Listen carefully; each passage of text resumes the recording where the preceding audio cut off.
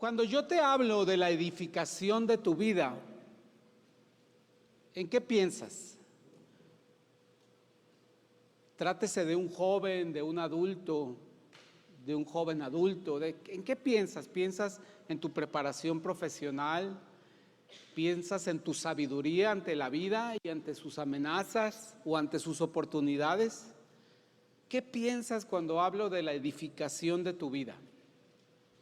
Piénsalo. ¿De qué estamos hablando cuando te digo construir tu vida?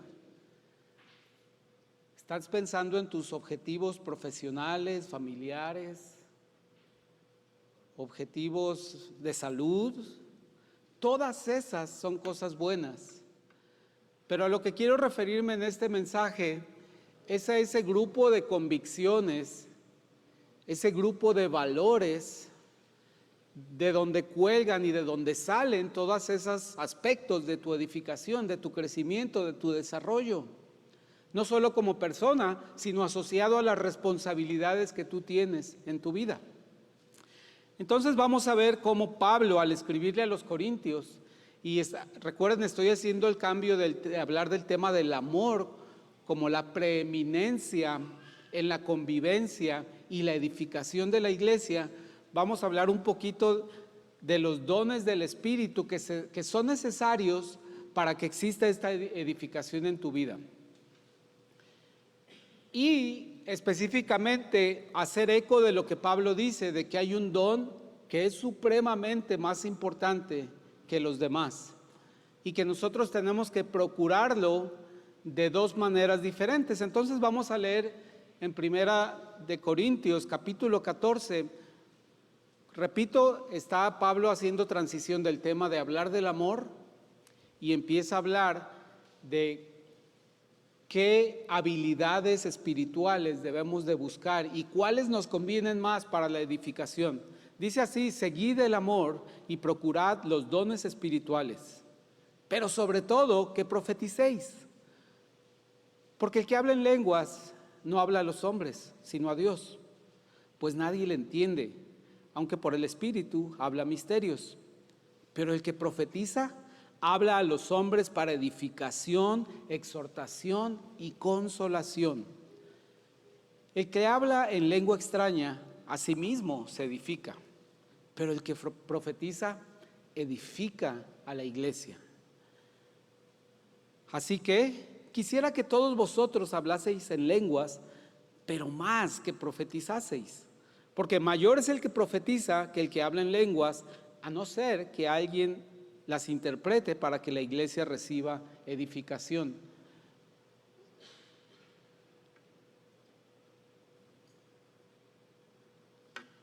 Ahora pues, hermanos, si yo voy a vosotros, me estoy brincando unos versículos, si yo voy a vosotros hablando en lenguas, ¿qué os aprovechará si no os hablare con revelación o con ciencia, o con profecía o con doctrina? Ciertamente las cosas inanimadas producen sonidos como la flauta o la cítara. Si no dieren distinción de voces, ¿cómo se sabrá lo que toca con la flauta o con la cítara? Y si la trompeta diese sonido incierto, ¿quién se preparará para la batalla? Oremos. Padre, te bendecimos en esta tarde, Señor, y juntos como un cuerpo ponemos nuestra atención intelectual, Señor. Prestamos nuestro oído a tu palabra, a la exposición de tu palabra, pero espiritualmente también nos declaramos necesitados de ti, Señor, para que tú nos hables, que tu espíritu se comunique con el nuestro, nos imparta una verdad transformadora a nuestra vida, Señor, que nos haga desear tu palabra, tu consejo, tu guía en nuestra vida para nuestra edificación. En Cristo Jesús, Señor nuestro. Amén. Amén. Hermanos, este pasaje que leí es extraño. Entonces, es extraño porque menciona unos conceptos que pertenecen estrictamente al términos que utiliza la Escritura. Por eso quiero invertir unos minutos en explicar 5 conceptos que acabo 5 definiciones que están en este pasaje. Muy rápidamente los voy a explicar, Porque esta palabra, el concepto principal, que es profetizar, es confuso. Algunos pueden pensar que esta profetizar se refiere a lo que hacían los profetas del Antiguo Testamento. Los profetas del Antiguo Testamento daban dos tipos de mensaje. Un mensaje era para llamar al pueblo de Israel a la fidelidad a Dios, y el segundo tipo de mensaje que daban, profético, es que decían: esto va a pasar si tú eres fiel a Dios, y esto va a pasar en el futuro si eres infiel a Dios. Esa era una profecía, que es como usamos hoy la palabra, de prever lo que va a pasar en el futuro. Pero en este contexto de la carta que acabo de leer de Pablo a los Corintios, profetizar significa simplemente conocer la palabra de Dios, explicar la palabra de Dios y encontrar la aplicación de la palabra de Dios. A eso se refiere este pasaje. Se refiere a quién está. Y es más, vamos a dejar que la misma palabra nos diga a qué se refiere. Porque si yo veo este mismo pasaje, pero busco otra versión de la Biblia, que es una versión que se llama la Biblia la Palabra, que es una versión que tienen en España. El versículo 14 dice: buscad pues sin descanso el amor y ambicionad también los dones del Espíritu, pero sobre todo el don de comunicar mensajes de parte de Dios. Esa es la profecía, a eso se refiere con profetizar, comunicar mensajes de parte de Dios que están en su palabra. Ese sería el primer concepto. En segundo lugar está el concepto de hablar en lenguas. Hablar en lenguas fue una habilidad que Dios le dio a los creyentes en el día de Pentecostés para que pudieran anunciar las maravillas de Dios a personas que hablaban otros idiomas diferentes, que no hablaban ni el griego, ni el hebreo, ni el arameo, sino que les dio la capacidad de hablar en persa, en muchos otros idiomas, porque recuerden que en ese tiempo se congregaban, iban a las fiestas judíos de todas partes de la región que hablaban otros idiomas. Entonces nos dice el pasaje de Hechos, que capítulo 2, que cuando llegó el día de Pentecostés estaban todos unánimemente juntos, y de repente vino del cielo un estruendo como de un viento recio que soplaba, el cual llenó toda la casa donde estaban sentados, y se les aparecieron lenguas repartidas como de fuego, asentándose sobre cada uno de ellos, y fueron todos llenos del Espíritu Santo y comenzaron a hablar en otras lenguas, en otros lenguajes, en otros idiomas, según el Espíritu les daba que hablasen. Versículo 5, moraban entonces en Jerusalén judíos, varones piadosos de todas las naciones bajo el cielo, y hecho este estruendo se juntó la multitud y estaban confusos, porque cada uno les oía hablar en su propia lengua. Idiomas. Hablar en lenguas es hablar en otros idiomas. Eso es lo que se refiere aquí este pasaje. Es nuestra segunda definición. Edificación. Viene de la palabra griega oikodome. Dome. Le suena como un domo, ¿no? Como una estructura esférica, circular. Tiene que ver con algo que se edifica que estructuralmente, no es una edificación ornamental, no es una edificación cosmética, se refiere a una edificación que sustenta, que soporta, que lleva la carga. A eso se refiere edificación. Y Efesios 4:12 nos lo define. Dice que el ministerio de Pablo era a fin de perfeccionar a los santos para la obra del ministerio, para la edificación del cuerpo de Cristo. Es decir, que perfeccionar la preparación de un creyente, perfeccionar sus conocimientos acerca de Dios, acerca del Evangelio, acerca del propósito de Dios para su vida, eso es edificar, es decir, desarrollar y madurar espiritualmente para discernir los asuntos espirituales y los asuntos de la vida.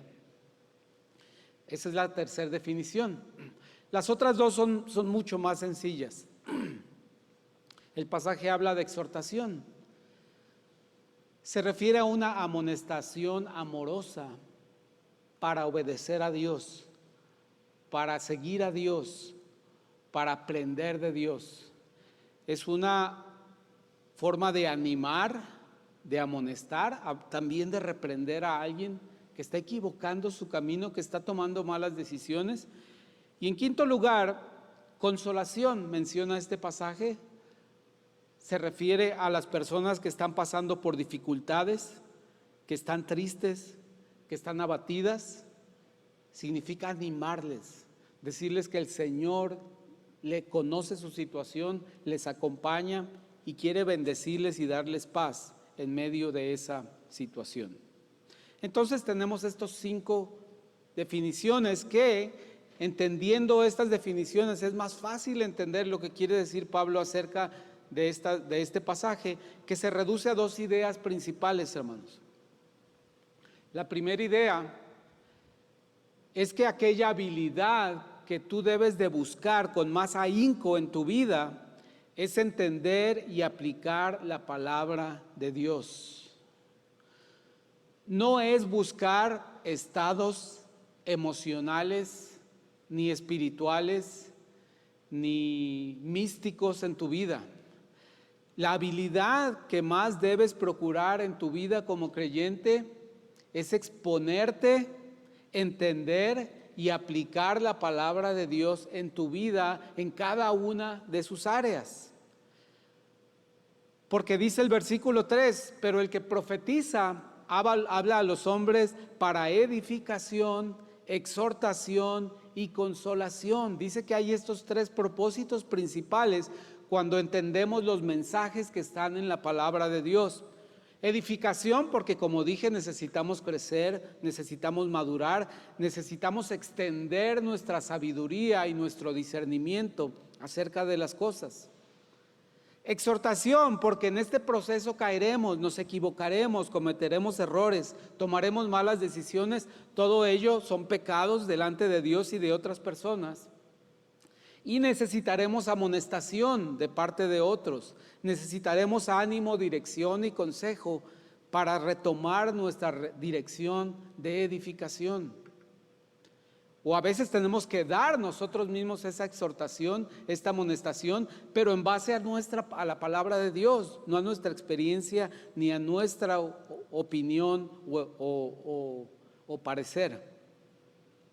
También consolación, porque hay muchos factores que producen sufrimiento en nuestra vida, incluidas nuestras malas decisiones, pero también situaciones ajenas a nosotros, como este huracán que hizo subir el agua a 3 metros en algunos lugares en ciudades de Florida. Qué bueno que ya estás aquí, Melody, que no te tocó estar allá en ese tiempo. Pero ocurre esto, hermanos, tomamos malas decisiones en cuanto a nuestras relaciones personales, nuestra salud, nuestros objetivos y nuestras prioridades, y por eso viene tristeza, viene dolor, y es necesaria la consolación que viene de la palabra de Dios, fortalecida por las emociones que Dios nos da, desde luego. No es solamente la palabra fría, el consejo frío, sino recuerden que como venimos brincando del tema del amor a la prioridad de la palabra como don más precioso en la vida del creyente, tenemos que pensar en esta palabra de Dios como una carta de amor continua de Dios para nosotros. Todo lo que leemos en las Escrituras debemos entender que surgió del amor que Dios tiene para su creación, para el hombre, para su nación que fue Israel y para su iglesia que es el Israel moderno.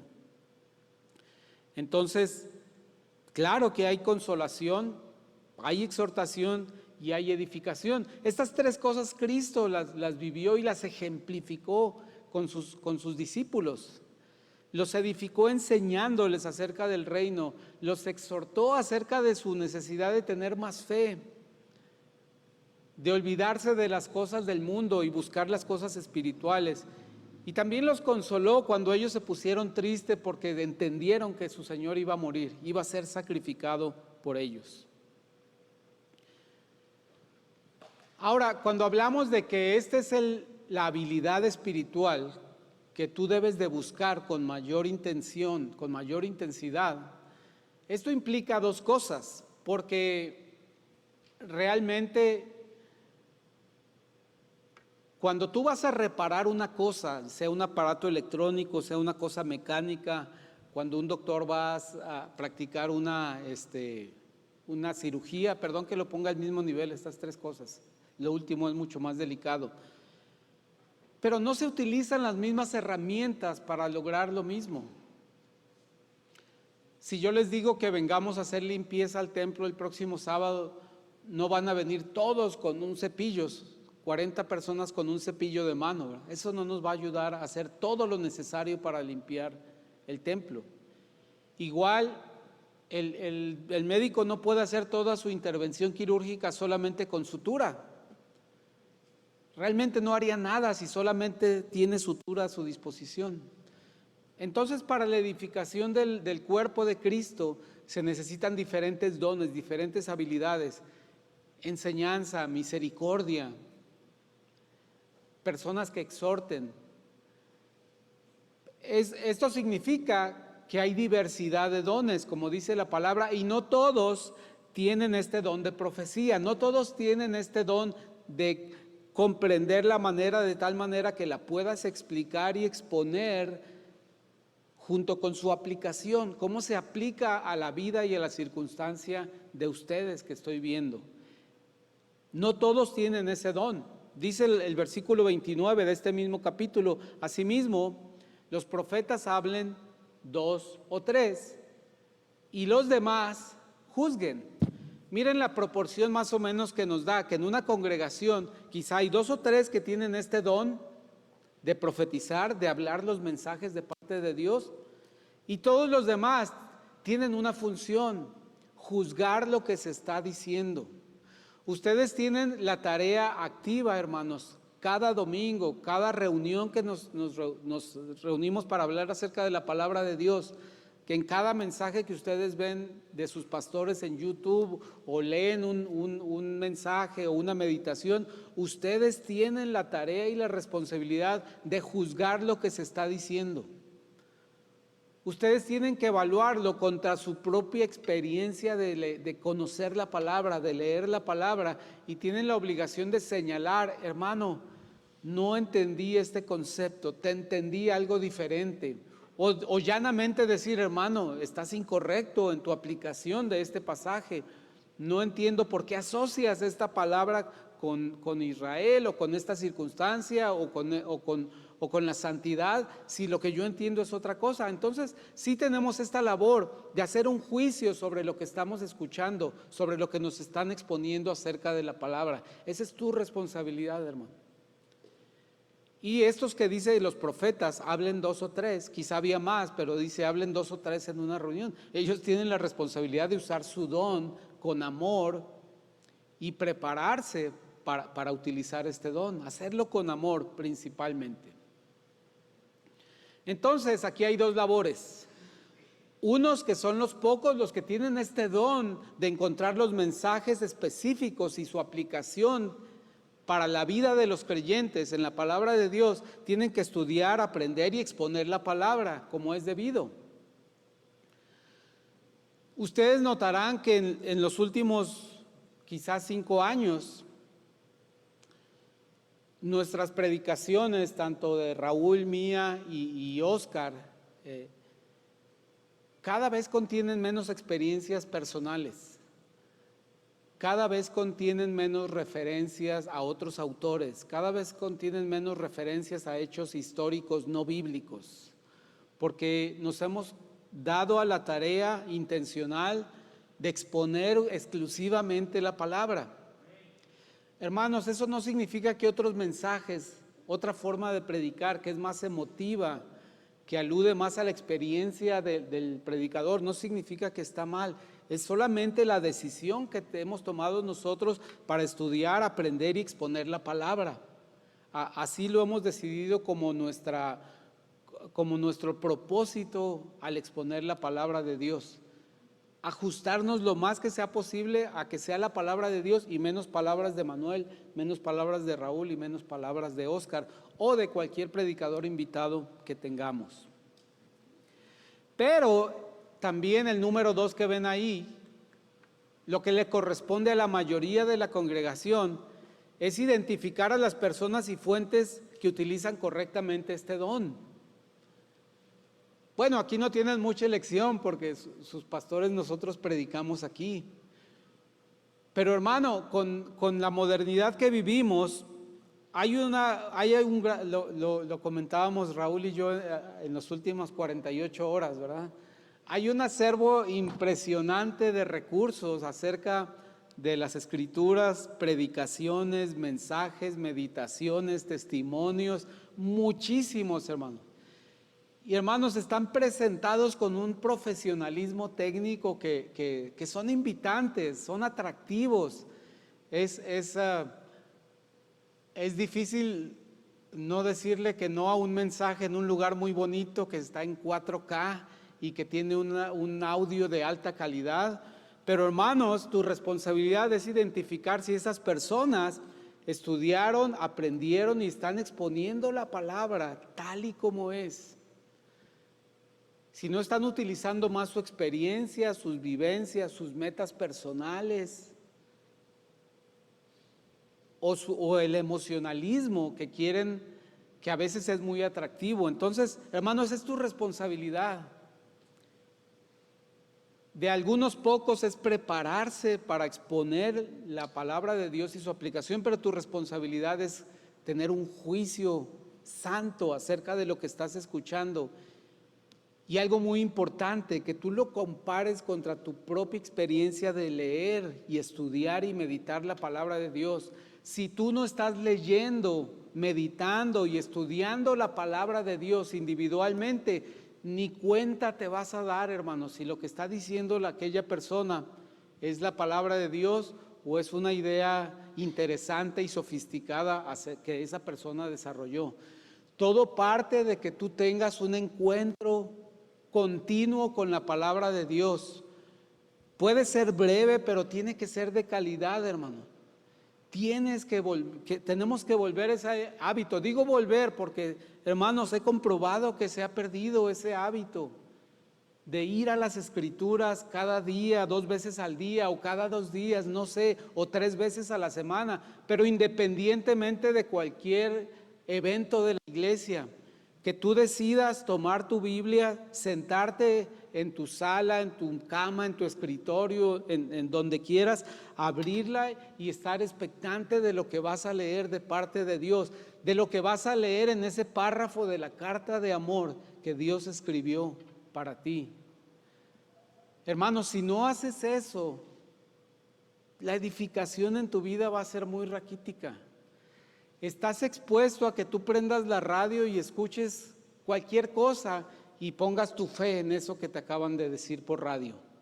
O compres una revista o veas un video de YouTube de una predicación y lo que te diga esa persona lo tomas como el mensaje de Dios para ti. Estás expuesto al error, a la equivocación y a una mala doctrina, hermano. Si tú mismo no tienes una referencia de leer la palabra de Dios, estudiarla, meditarla, considerarla, preguntarle a otros hermanos, oye, leí esto, pero no entiendo a qué se refiere. ¿Por qué dice el profeta esto? Exactamente lo que hizo el etíope, ¿no? Con Felipe. Esa es la labor más importante, hermano. Sí, hay que procurar el don, pero tu responsabilidad es identificar quiénes tienen este don. Y hermanos, por eso existe la iglesia local, porque la iglesia local siempre será un lugar seguro para eso. Entonces tú debes de buscar primeramente cualquier duda, primeramente tú tienes que buscar personalmente en la palabra, la enseñanza, la guía, el consuelo, la exhortación, la edificación. Y después cuando nos congregamos, debes de escuchar lo que se te presenta y juzgar y tener un juicio. El Señor me está confirmando esto que leí. Ahora tengo una mayor comprensión de lo que leí acerca de este asunto del matrimonio, acerca de este asunto de las deudas que leí en la Biblia. ahora lo estoy recibiendo. O por el contrario, oye, estoy entendiendo lo contrario que lo que yo leí. Necesito hablar con el pastor al final para preguntarle por qué yo entendí algo contrario. Hermanos, eso es un proceso sano en la vida de la iglesia. Ese debate sobre las Escrituras es un proceso sano y deseable en las Escrituras. Que tú tengas un juicio y preguntes, y gracias a Dios que sí ocurre en esta congregación. Sí nos llega, a veces no de primera persona, pero nos llega de segunda persona, pero no importa, lo importante es recibir esta retroalimentación, porque esta alimentación es edificación. Así que tienes esta responsabilidad, hermano, procurar este don. Primero, identificar si tú lo tienes. No estoy diciendo que solamente los pastores tenemos este don. De hecho, yo creo que cerca de 18 o 20 personas en esta congregación tienen este don. Algunos están enseñando ahorita a los niños porque lo tienen. Pero tu labor es no ser alguien que escucha pasivamente los sermones para decir, esto dijo el pastor, así es. No. Tienes que compararlo contra tu propia experiencia de estar enfrente de la palabra de Dios, alimentándote, leyendo esta carta de amor que el Señor te escribió. Recuerden que a veces el amor implica disciplina, ¿verdad? Y a veces palabras duras, como las que tenemos que decirles a nuestros seres amados cuando se equivocan. Y hermanos, esto es importante por el segundo punto que dice Pablo en este mensaje. Dice, lo pongo así, esta idea, tu edificación es tu preparación para la vida en Cristo. Y tu vida en Cristo, hermano, es tu vida, no es algo aparte. Tu vida como creyente, tu vida como discípulo, es tu vida en todos los aspectos y escenarios en los que actúas en tu vida.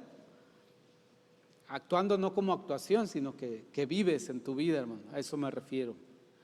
Entonces esta edificación es muy importante, hermanos, porque nos dice el pasaje, la segunda parte del pasaje que leí, y si la trompeta diere sonido incierto, ¿quién se preparará para la batalla? Si yo no sé si lo que me está predicando el pastor, o estoy escuchando en la radio, o estoy viendo en un video de YouTube, o estoy leyendo en un libro que me dieron, si no sé si es cierto, es decir, si eso es incierto, ¿estaré preparado para la batalla?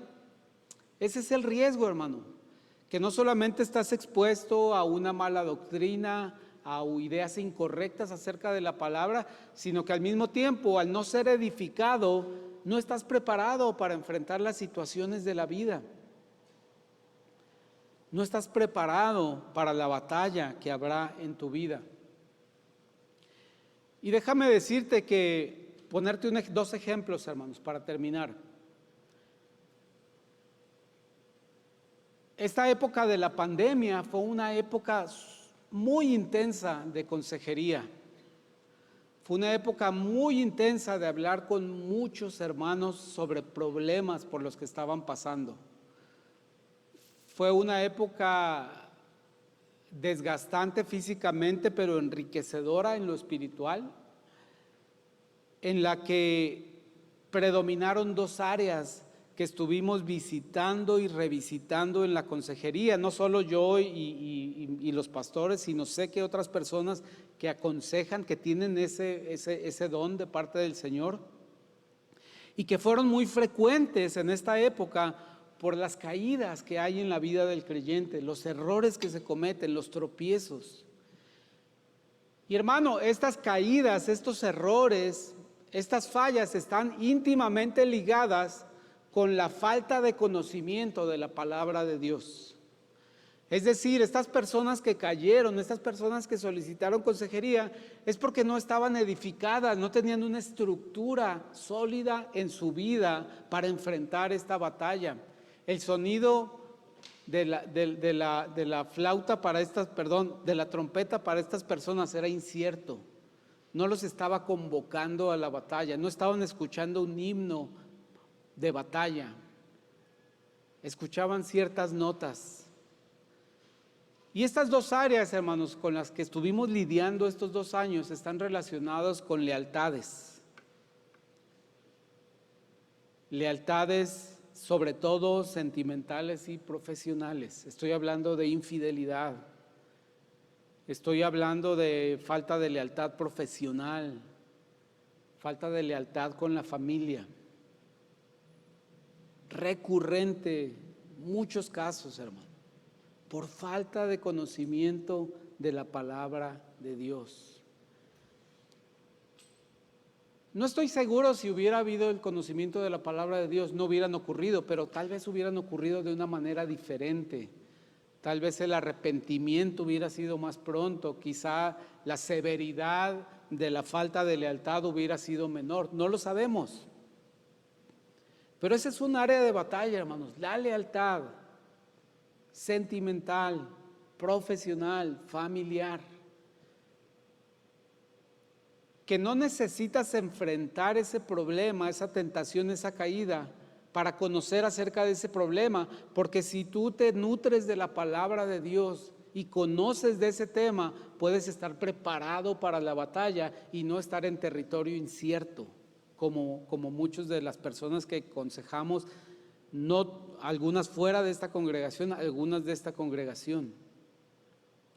La segunda etapa, la segunda área de dificultad es este deseo que tenemos los seres humanos de vivir en una etapa cronológica diferente a la que nos corresponde.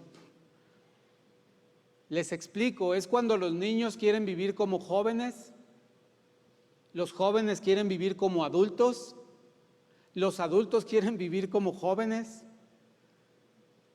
o los adultos quieren vivir como niños. Hay todas las combinaciones que ustedes quieran, pero queremos hacer esto, hermano. Es un deseo, es una intención. De repente los niños dicen, ¿y por qué yo no puedo hacer como mis hermanos mayores?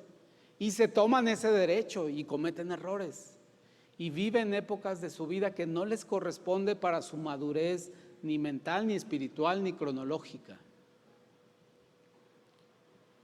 Y esto, hermanos, no es otra cosa más que evadir tu responsabilidad actual. El adulto que quiere vivir como joven es porque está tratando de evadir la responsabilidad que tiene como adulto. Y el joven que quiere vivir ya como adulto está evadiendo la responsabilidad que le corresponde como joven. Es eso, evasión de responsabilidad. Y hermanos, si tú conocieras al escudriñar la palabra, que Dios te asigna una responsabilidad específica en cada época de tu vida, y siguieras ese consejo y entendieras que eso que ha determinado Dios es para tu bendición y para tu edificación, viviríamos más en la época cronológica, espiritual y de edad que nos corresponde. Estas dos grandes áreas, hermano, de batalla generaron cientos de horas de consejería, de oración, de amonestación, de meditación, de consideración, pero también mucho dolor, hermanos. Y todo esto se pudo haber evitado en mucha, totalmente o en cierta medida si conociéramos el contenido de la carta de amor de Dios para mi vida. Hermano, esa debe ser tu principal tarea como creyente. Sabemos que todas las cosas deben de ser hechas con amor, pero cuando hablamos de crecer espiritualmente, cuando hablamos de extender tu horizonte, lo que debes de procurar es qué mensaje tiene Dios para mí, de su palabra, para que yo crezca, para que yo sea fortalecido, con mucho más intencionalidad que asistir a la iglesia, que pertenecer a tal o cual grupo de la iglesia, con más intencionalidad que tener asistencia perfecta, que ser activo, que interactuar activamente. Es más importante que tú busques al Señor en lo privado, en su palabra, para que Él te instruya y te edifique y puedas así edificar a otros, bendecir a otros. Estas son solo 2 áreas de batalla, hermanos. Hay muchas más. Pero quiero decirte que todas las áreas de batalla que puedes enfrentar en tu vida, el Señor tiene una instrucción clara en su palabra. Tiene una instrucción de amor y siempre es preventiva. Siempre el Señor te enseña lo preventivo. Pero no porque al Señor le interese que no te metas en problemas, sino simplemente porque quiere que estés cerca de Él. Quiere que sigas el ejemplo de Cristo Jesús. Quieres que estés apegado a las palabras de Cristo, a las intenciones de Cristo, a la compasión de Cristo, al actuar de Cristo, que dependía completamente del Padre Celestial. Tienes esta tarea, hermanos, es sumamente importante. Tu edificación a través de la palabra para estar preparado para la vida en Cristo, que es la totalidad de tu vida. Padre, te bendigo esta tarde. Te agradezco tu misericordia, Señor, la provisión de tu palabra y el que tú hayas repartido dones y habilidades espirituales con muchas formas, Señor, con muchas operaciones diferentes, Señor. Pero sobre todo, gracias porque tú has dotado a muchos hermanos de la capacidad de entender tu palabra, de explicar tu palabra y de enseñar la aplicación de tu palabra a una circunstancia específica. Yo te pido que, Señor, para todos aquellos que no tienen esta habilidad, cumplan su responsabilidad de juzgar y de ellos mismos buscar en tu palabra y ser guiados por tu Espíritu Santo para entender esa palabra y comparar toda enseñanza que recibe a fin de ser edificados, confirmados, afirmados en la fe, como tu misma palabra dice, Señor. Padre, bendice a mis hermanas, mis hermanos, nuestras personas queridas que están enfermas, que están en incertidumbre por tu salud, Señor. Nos ponemos en medio del camino, Señor, para suplicar por ellos, para suplicar porque tú les sanes, porque tú les bendigas, porque tú les des paz en sus corazones, Señor. Que ellos puedan confiar en ti, Señor, que ellos puedan sentirse acompañados por ti, que ellos puedan sentirse consolados por ti y por tu palabra, Señor. En el nombre poderoso de Jesucristo te doy gracias. Amén.